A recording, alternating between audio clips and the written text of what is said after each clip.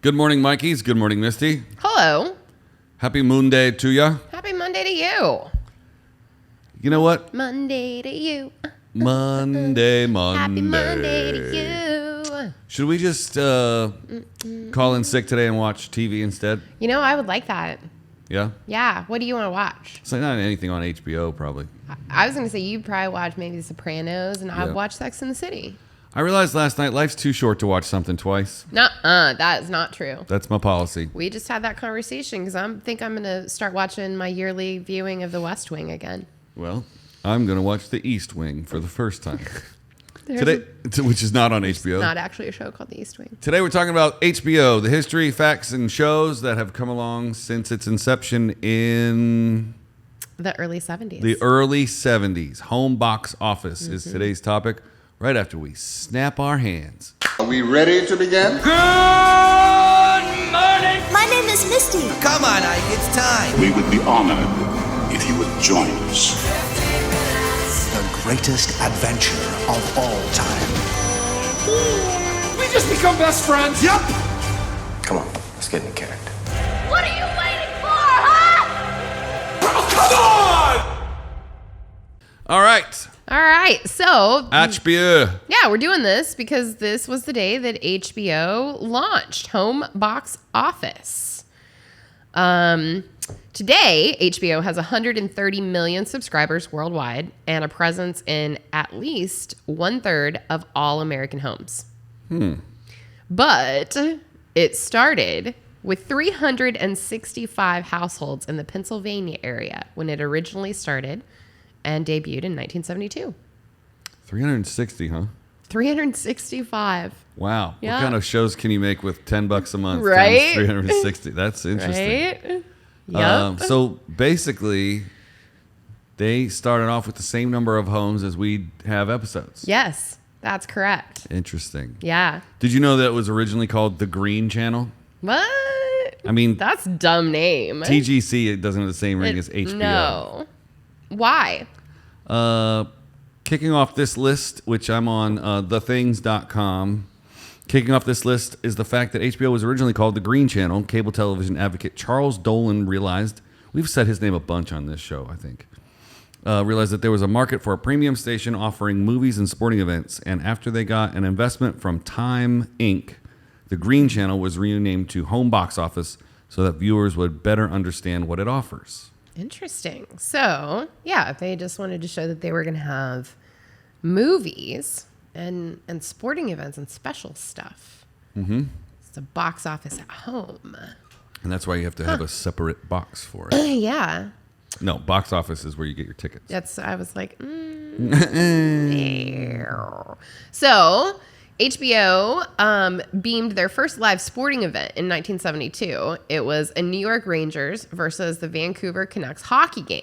Hockey. But before the hockey game, the channel had their first film, which was called Sometimes a Great Notion, which was a 1971 drama about lumber unions starring Paul Newman and Henry Fonda. Like a first HBO original? Yeah. I don't think it was an original, but it was the first time I think that you could get a movie that had been in the theaters at home without a VCR and all of that. Whoa. Like straight to your TV. Paul Newman directed the film, which also made it interesting because he starred in it as well. Is this before or after his fantastic salad dressing? I believe that this was quite a bit before. Quite a bit. Let's see here. HBO was launched in November 72. For almost a whole decade, it provided programming for only 9 hours of the day. In 1981, HBO offered a 24-hour programming as their competitor Showtime was already doing it at the time. And HBO wanted to match their competition. Battle Royale. Like it. So a couple weeks ago, we did an episode about Havana syndrome and how they think that maybe it was the use of microwave rays. HBO initially used microwaves to get their signal out. Satellite technology was not very reliable back then. So HBO distributed its signal via microwaves. Satellite offered a far greater reach at less of an expense. So when the channel started getting more subscribers, they began using satellite out of necessity. By 1977, the service had 600,000 people signed up. Wow. So from 365 in 72, 5 years later, 600,000. That's a pretty good success. Not too shabby. HBO. They made history Uh-oh. in Really? 1999 at the Emmys.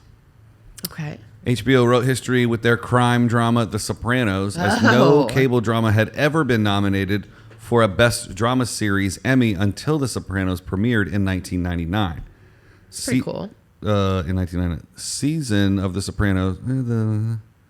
Again, where are the editors? Sopranos are a big deal. Yeah. They got 16 nominations. And throughout its entire run, the show was nominated 112 times. That's insane. Out of which it won 21 times. As it should have. Should have won more. What's your favorite HBO show? That's a tough one. I know. Sopranos is up there. Game of Thrones is up there. Okay. I was going to say I would be shocked if you didn't say Game of Thrones.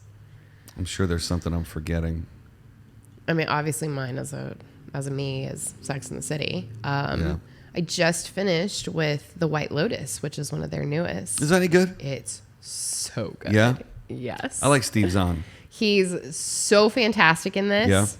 And Connie Britton will just blow your mind. It's really, really good. Yeah. I mean, they keep really getting better and better and better. I'm not a big sports guy, but I like Hard Knocks. Okay. And I watch John Oliver every week, except for as we're recording this, last week they just didn't put an episode up and didn't say why. Maybe John Oliver needed a break. There's been a lot going on in the world.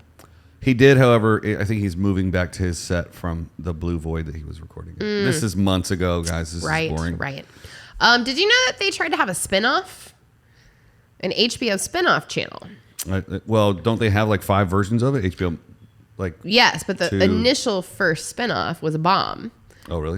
They wanted to launch a family-oriented channel, and they named it Take Two in 1979. It only lasted a year. It did not go well. However, the next year in 1980, they decided to offer a stronger brand and debuted Cinemax. Oh. So instead of going family, they went all the way the other direction to softcore porn. Ow, Brown chicka, chicken, wow, brown wow. cow. And now they've combined forces. Yeah. HBO Well, Max. Yeah, which is Cine, really strange HBO to me, Max. yeah. Well, they just brought it all under one Yeah. app. right. I mean, eventually, in 5 years from now, everything will be like the TV app, and like it'll go all the way back to. I kind of use my Apple TV that way now. It can show you all of the different apps that you have for streaming, and you can search it all within Apple TV. It's pretty cool. I just think one company, either Disney or Amazon, is just going to end up buying Totally. everything, and you're just going to pay one fee to get it all. I hope so. I mean, that's just kind of like cable. Yeah. Speaking of the Emmys we were just talking about, Yes. Tell me they more. did it again with Game of Thrones. Game of Thrones holds the record for most Emmy awards for a drama series. Yep. And sorry, I'm drinking this gas water. Uh-oh, gas, water, that. sparkly. Me too. I just have a different kind. Yeah. HBO is certainly no stranger to writing history, and their fantasy drama Game of Thrones holds the record for the most Emmy awards for a drama series. Game of Thrones has been holding this record since September 22nd, 2019, when they won 12 awards, raising their total to 59. This record is yet to be broken by any other show. That seems to be going without saying. So the first thing that they put on TV outside of sports, their first live event coverage in 1973. Can I guess? Yeah. Just off the top of my head, I think it's the 1973 Pennsylvania Polka Festival. You're a Polka jerk. Festival. What if I did guess and got that right? I would, that'd be it. We'd be done. I'd be like, we know everything in the world now. We're getting close. Yeah. It was a 3-hour endurance test of people poking. Poking? Coincident or not, subscribership fell from 14,000 that year down to 8,000. Maybe it was because of the Polka Fest. I mean, that'll do it. Yep. Sorry, making a... Do you know why Showtime and the movie channel happened? I don't. I think Showtime happened on its own, right? Nope. With 12 million subscribers in 1983, HBO was increasingly becoming a destination for filmgoers. Frightened by that, 3 major studios, Paramount, Warner, and MCA, teamed with Viacom to launch 2 competing pay television services, Showtime and the movie channel. Their strategy was to force HBO to pay more for the rights to their films or make them exclusive to their own channels. As it turns out, neither rival really lost. In 1987, HBO got the library of Paramount titles for their viewers and paid the studio $500 million for the privilege. So they got scared and decided to make their own pay channels. Yeah. And now everybody has their own app. Exactly. Do you know how the times have changed? They got hacked in 1986? I did not know that. What? Tell me about On this. April 27th, 1986, an electrical engineer and business owner called John R. McDougal. Oh, John McDougal. He hacked the HBO satellite signal during the film The Falcon and the Snowman. Great Under movie. the pseudonym Captain Midnight, he managed to share a message on the screen, which broadcast for 4.5 minutes. Wow, that's a long hack. And was seen by the eastern half of the United States. And here's what it says. Good evening, HBO. From Captain Midnight, $12.95 a month? No way. Showtime movie channel. Oh, man. Beware. I like Mr. McDougal. That's pretty great. He's a hacker. He's just like, nope, I'm not going to pay $12.95 for this garbage. Wow. Whoa. What? Are you familiar with the show Mad Men? Am I ever? Great show. Hamagonda. HBO passed on it. What? Yeah. HBO has certainly given us some incredibly unique and famous shows that once... Shows one that they... Is it Wednesday? I can't read today. It's okay. One that they passed on is Mad Men. Matthew Weiner, not to be confused with Weiner, who... who worked as a writer and producer on The Sopranos, wrote Mad Men, didn't know that, and his script was passed along to the executives at HBO. However, the channel decided to say no to the project, and Mad Men was picked up in 2006 by AMC. Mm-hmm. It's safe to say that HBO certainly regretted this move, as Mad Men went on to be a super successful show. Mad Men launched AMC. Yeah, it did. And then after Mad Men, they did Walking Dead and the meth thing, Breaking Bad. Breaking Benjamin. And they did a lot of great shows after Mad Men. Oh, Mad Men. So good. It makes sense, though, that someone who was on the writing team for an ensemble like The Sopranos would write another ensemble like Mad Men. Yeah, completely. Mad Men was so good. It's so good. I never finished it. Oh, man. The last episode is one of my favorite all-time finales ever. Like, it's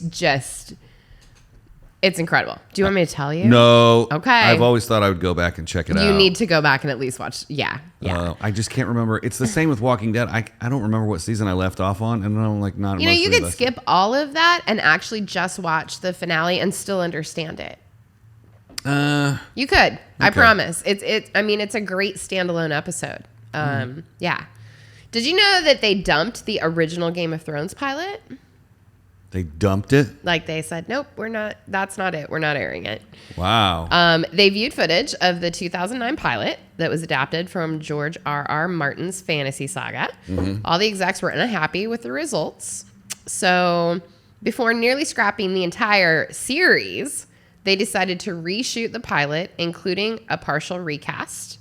Emilia Clarke, who plays Daenerys, was among those who came in for the revised pilot. So some of those characters, or who the people that were playing them, were not who were in the original pilot. And you didn't actually see the original pilot. It was a whole different pilot. Can't wait till that gets leaked on the internet. I'm surprised it hasn't already. You know the whole deal behind that, right? Like leaking things on the internet? No. Oh. Behind Game of Thrones, like people had been hitting up Martin for a million years trying to get the rights. Yeah. And these two guys that ended up creating Game of Thrones, they finally got a meeting with him. They had written a spec script, and he was like, you can make this TV show if you can tell me who, and he asked them a riddle. He's like, who is the mother of this person? Because it's not real clear, and you have to sort it out and figure it out and get really deep into the canon. and they guessed and got it right, and they were granted permission to make the show. That is actually super fantastic. There's a lot of super cool stuff behind Game of Thrones, and I'm going to get you onto it one day. It will be my greatest victory. It will be. Well, I think that's the perfect thing to end this episode on right there. Yeah. You just did it. That's, cool trivia. Cool trivia, bro. Cool trivia, bro. So that's 15 minutes about HBO. Everything that you might have never wanted to know. Yeah. But you do now. And now we know together. And now we all know. And don't forget to go back and find the episode and like it. So, Misty, if enough, I got to figure out what episode it is. But if enough people like it, Misty will watch a Game of Thrones per 100 likes. Yep. One episode per 100 likes. Tomorrow, it's going to happen. It's just going to happen. Tomorrow is all about the history of bobbleheads. Bobbleheads. I'm excited about this one. They're so funny. Happy Moon Day to you guys. We'll see you tomorrow.